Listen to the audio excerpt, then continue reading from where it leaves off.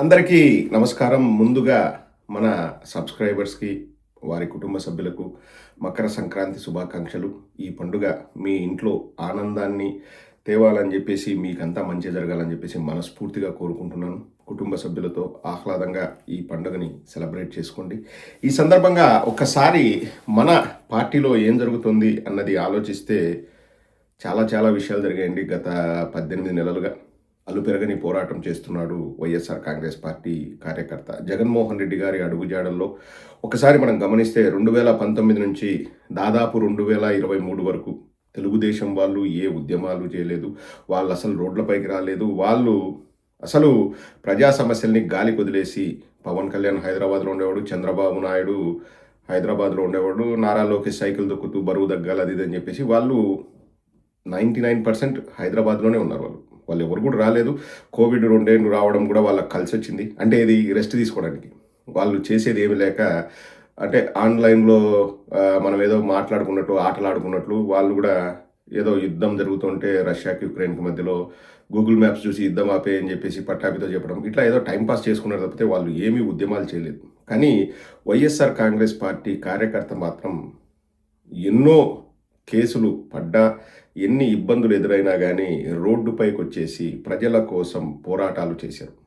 And social మీడియాలో మా బాణిని చాలా బలంగా వినిపిస్తున్నాం, YSR Congress party social media team మొత్తం. ఇక్కడ 2 విషయాలండి. ఒకటి, ఎందుకు మనం గతంలో 5 ఏళ్లలో చేసినట్టు చెప్పుకోలేకపోయామన్నది. రెండోది, ఇప్పుడు మనం ఎక్కడ బలంగా ఉన్నామన్నది ఒక్కసారి ఆలోచిస్తే పండగ రోజు విశ్లేషణ చేయడం నాకు చాలా సంతోషం ఉంది. ఎందుకంటే ప్రతి ఒక్కరికి, కష్టపడుతున్న ప్రతి ఒక్కరికి మన సపోర్ట్ ఉండాలి. మనం చెయ్యి కలిపితేనే మనం అనుకున్నది సాధించగలం.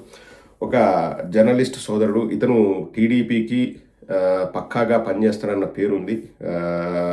గుండుసూది అంటారు, ఈయన పేరు తెలియదు. మళ్ళీ సారీ అండి, నేను మర్చిపోయాను. ఒకరోజు మన గురించి ప్రస్తావించినప్పుడు వీడియో కూడా చేశాను. AP 175 అనే ఛానల్ ఉంది.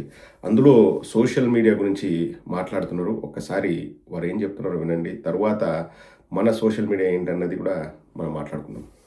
మెయిన్ స్ట్రీమ్ మీడియా పరంగా చూసుకుంటే వైసీపీ కంటే టీడీపీ స్ట్రాంగ్గా ఉంది. కానీ ఇప్పట్లో మెయిన్ స్ట్రీమ్ మీడియాని ఎవరు పట్టించుకుంటున్నారు?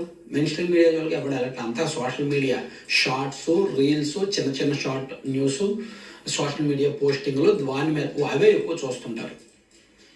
ఇప్పుడు పెద్దవాళ్ళకు కూడా ఇంట్లో 65 ఏళ్ళు 70 ఏళ్ళు పైబడిన వాళ్ళకి కూడా యూట్యూబ్లో రీల్స్ చూసామా లేదా ఫేస్బుక్లో చూసామా, కంటెంట్ చూసామా అనే అలవాటు అయిపోయింది మెయిన్ స్ట్రీమ్ మీడియా కంటే.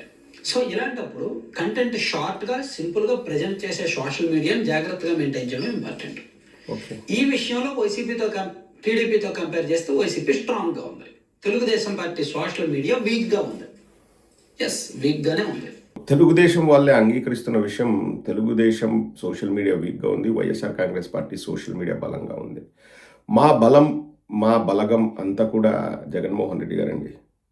ఇప్పుడు చాలామంది అంటుంటారు కదా, గత 5 ఏళ్లలో మనం ఎందుకు చెప్పుకోలేకపోయాము అని చెప్పేసి. ఇప్పుడు మనకు తగినంత సమయం ఉంది, మనకు చెప్పుకునేంత వెసులుబాటు ఉంది. మనం చేసినట్టు చెప్తే చాలు, అదే మాకు కొండంత అండా, శ్రీరామ రక్ష.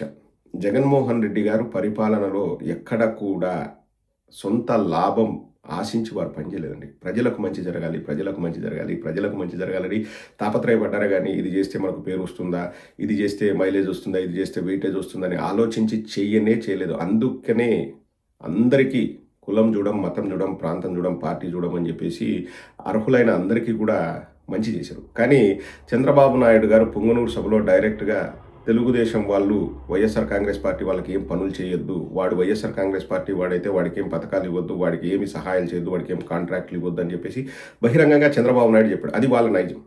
సో ఇప్పుడు మేము ఏమీ అబద్ధాలు చెప్పాల్సిన అవసరం లేదు. తెలుగుదేశం వాళ్ళు ప్రతిదీ అబద్ధాలు చెప్పాలి. ఇప్పుడు నేను ఒక సింపుల్ ప్రశ్న అడుగుతానండి, 2 ప్రశ్నలు.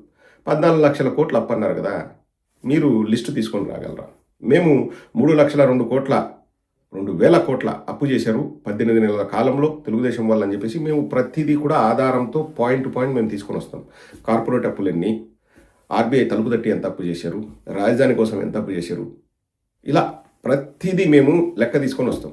తెలుగుదేశం వాళ్ళు 14 లక్షల కోట్లకు అప్పు తీసుకురాగలరండి? 14 లక్షల కోట్లని ఇష్టారీతిన వాగి కేంద్ర మంత్రి నిర్మలా సీతారామన్ గారు చెప్పినా, లేకపోతే కాగ్ చెప్పినా, ఇంకొకటి చెప్పినా పట్టించుకోకుండా వాళ్ళే మళ్ళీ అసెంబ్లీలో చెప్తారు. జగన్మోహన్ రెడ్డి గారి హయాంలో జరిగిన అప్పు 3,32,000 కోట్లని వాళ్ళే చెప్తారు. కానీ మళ్ళీ బయటకు వచ్చి అబద్ధాలు ఆడతారు. కాబట్టి వాళ్ళది వీక్ అవుతుంది. ఇప్పుడు నేను అబద్ధాలు చెప్తూ ఉన్నాను అనుకోండి, ప్రజలేం నన్ను చూసేంత ఫ్రీ టైం వాళ్ళకి లేదు, పక్కన పెట్టేస్తారు. మనం చెప్పేది వాస్తవాలు, ఆధారాలు చూపించి చెప్తాము కాబట్టే మనకు ఆ క్రెడిబిలిటీ ఉంది, ప్రజలు చూస్తారు. ఇక రెండోదండి, చాలా చాలా మంచి వీడియో చూశాను. నేను కనిపించలేదు, అయితే ప్లే చేసేవాడిని. బికాజ్ ఆ క్రెడిట్ ఆ సోదరుడికి ఇవ్వాలి. ఒక ఫోన్పే ఫోటో ఉంటుందండి, అంటే ఫోన్పే క్యూఆర్ కోడ్ ఉంటుంది, పక్కన మహేష్ బాబు గారి ఫోటో ఉంటుంది. ఫోన్పేకి మహేష్ బాబు గారు బ్రాండ్ అంబాసిడర్ అనుకుంటా. ఇప్పుడు మనం ఆ క్యూఆర్ కోడ్ని స్కాన్ చేసి డబ్బులు ట్రాన్స్ఫర్ చేస్తే ఆ షాప్ వాడికి వెళ్తుందా, మహేష్ బాబుకి వెళ్తుందా అండి? మహేష్ బాబుకి ఏం వెళ్ళదు, ఆ షాప్ వాడికి వెళ్తుంది. కానీ పట్టాదారు పాస్ పుస్తకాలపై ఎంత దుష్ప్రచారం చేశారంటే, జగన్మోహన్ రెడ్డి గారి ఫోటో ఉంది, జగన్మోహన్ రెడ్డి గారు ఆ భూములన్నింటినీ తీసుకుంటారని చెప్పేసి చదువురాని వాళ్ళకి, పేద ప్రజలకి, 1-2 ఎకరాల భూములు ఉన్న వాళ్ళకి చెప్పి వాళ్ళను ప్రభావితం చేశారు తెలుగుదేశం వాళ్ళు. ఇప్పుడు మళ్ళీ అదే పట్టాదారు పాస్ పుస్తకాలు ఇస్తున్నామని చెప్తున్నారు. ఏం మాట్లాడుతున్నారు? ఫోటో లేకుండా ఇస్తున్నామని. ఇంతకుముందు చంద్రబాబు నాయుడు గారి ఫోటో ఎన్ని చోట్ల ఉండేదండి. సంక్రాంతి తోఫా అని సంచికి కూడా ఫోటో పెట్టుకునేవాడు. ఎయిడ్స్కు మందు లేదు, నివారణ అని చెప్పేసి 97-98లో విస్తృతంగా ప్రచారం జరిగేది.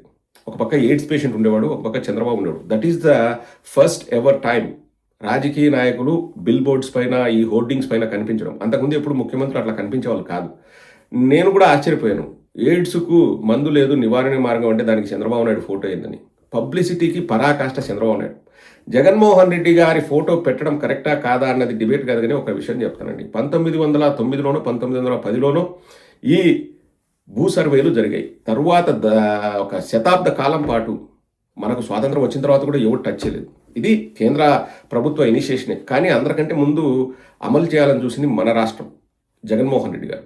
సో మనం 100 ఏళ్ల తర్వాత సర్వే చేస్తున్నాం కదా, ఒక చరిత్రలో నిలిచిపోయే కార్యక్రమం ఇదని చెప్పేసి, అదేం జగన్మోహన్ రెడ్డి గారు నా ఫోటో పెట్టమని చెప్పిండ్రు బ్యూరోక్రాట్స్, ఎవరో వాళ్ళ ఐడియా ఇచ్చాం. సో అది జరిగింది. అంతకంటే అక్కడ వేరే ఏమీ జరగలేదు. కానీ మీ భూములు లాక్కెళ్ళిపోతారు. ఇప్పుడు ఎవరైనా కానివ్వండి, తెలుగుదేశం వాళ్ళు కూడా, లేకపోతే పవన్ కళ్యాణ్ ఫ్యాన్స్ కూడా వాళ్ళ స్కూటర్ల పైన పవన్ కళ్యాణ్ ఫోటోలు, స్టిక్కర్లు, లేకపోతే చంద్రబాబు నాయుడు, లోకేష్ స్టిక్కర్లు వేసుకుంటారు. అంటే ఇంకా ఆ వెహికల్స్ చంద్రబాబు నాయుడు అయితే, పవన్ కళ్యాణ్ అయితే, అంటే ఇట్లా మసిపూసి మారేడికాయ చేసినారు. మాకు ఎందుకు 5 ఏళ్లలో మాకు సమయం లేదు అంటే, వాళ్ళు చెప్పే అబద్ధాలు తిప్పికొట్టడానికే మా దగ్గర ఉన్న పుణ్యకాలం కాస్త సరిపోయింది. ఇప్పుడు మాకేం బాధ లేదు, మా కత్తికి 2 వైపులా పదును. ఇప్పుడు మమ్మల్ని వచ్చి ప్రశ్నించే వాళ్ళు ఎవరు ఉండరు. వాళ్ళు ఇంకా 18 నెలలైనా ఆడలేక మధ్యలోడింది, ఏదో చేయలేక మంగళవారం అన్నట్లు ఇంకా జగన్మోహన్ రెడ్డి గారినో గత ప్రభుత్వాన్ని వాళ్ళు విమర్శిస్తూ కూర్చుంటే ప్రజల్లో తీవ్ర వ్యతిరేకత వస్తుంది.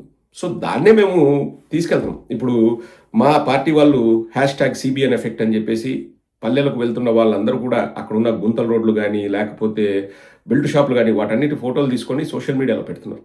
సో మేము ఖచ్చితంగా ఎప్పుడూ బలంగానే ఉంటాం. Because our social media is organic. ఎవరికి ఎవరు డబ్బులు ఇవ్వరండి మా సోషల్ మీడియాలో, ఎవరికి ఇవ్వరు. వాళ్ళు స్వచ్ఛందంగా వాళ్ళు బయటకు వచ్చి వాళ్ళు పనిచేస్తున్నారు. తెలుగుదేశం సోషల్ మీడియా అంతా paid media.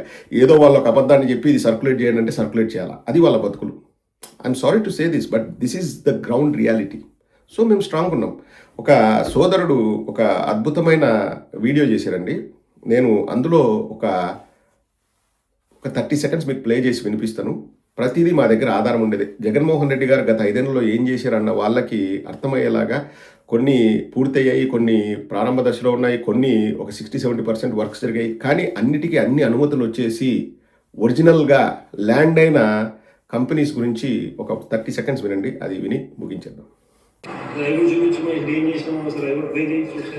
ATC Tas Private Limited, Adani Data Center, Century Panels Limited, Aditya Birla Garments, Greenland South Limited, Amber Enterprises, Blue Star Climatic Limited, Panasonic Life Solutions Private Limited, IL Dixon Technologies, Daikin Air Conditioning Private Limited, Havels India Limited, Indosol Solar Private Limited, Renew Power, Sigaji Industries Limited, Tech Bulls, Avanti Warehousing Service Limited, Laris Synthetics, Triveni Renewables, Reliance Bioenergy, Inorbit Mall, Econet Energy, AM Green Energy Private Limited, JSW Steel Limited, Pepper Motion EV Manufacturing Limited, OGI India Packing Limited, Excellent Pharma Service Private Limited, Hilltop Cess Development India Private Limited, Foxlink India Electric Private Limited, Esago Industries Private Limited, Gokul Agro Resources Limited, Igias Steriles Private Limited, EPAC Refab Technologies Limited, Polymers Private Limited, EMR Eco Aluminium Private Limited, Jidal Steel Andhra Limited, Nova Air Technologies, Newtech Biosciences Limited, Oberoi Group 7-star Hotel in Tirupati,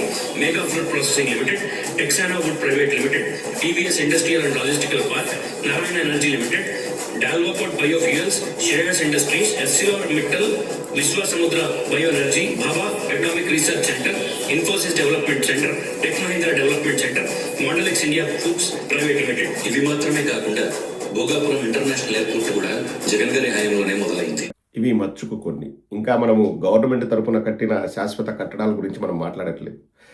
RBK సెంటర్లు కానీ, లేకపోతే సచివాలయాలు కానీ, health క్లినిక్లు కానీ, పోర్టులు, fishing హార్బర్లు, ఉద్యానంలో అక్కడ శాశ్వతంగా మంచినీటి ఏర్పాటు, అలాగే కిడ్నీ రీసెర్చ్ సెంటర్లు, మెడికల్ కాలేజెస్, వైద్య అంటే ఇవి హాస్పిటల్స్, ఇవన్నీ కూడా శాశ్వత కట్టడాలండి.